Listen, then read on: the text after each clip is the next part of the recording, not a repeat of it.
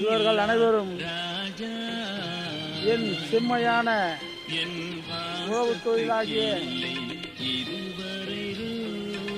விவசாயம் என் பாட்டனார்கள் இதோ தெரிகிறதே,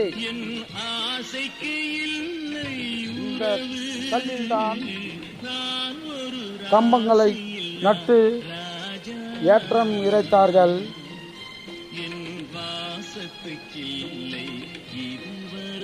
அதன் பிறகுதான் சிறிது காலத்துக்கு முன் டீசல் என்ஜின் என்கிற என்ஜினை கண்டுபிடித்தார்கள். அதன் பிறகு மோட்டார் என்கிற நீரரிக்கும் மேல் மோட்டாரை பயன்படுத்தினார்கள். இப்பொழுது அந்த மோட்டார்லாம் தண்ணி ஊற்ற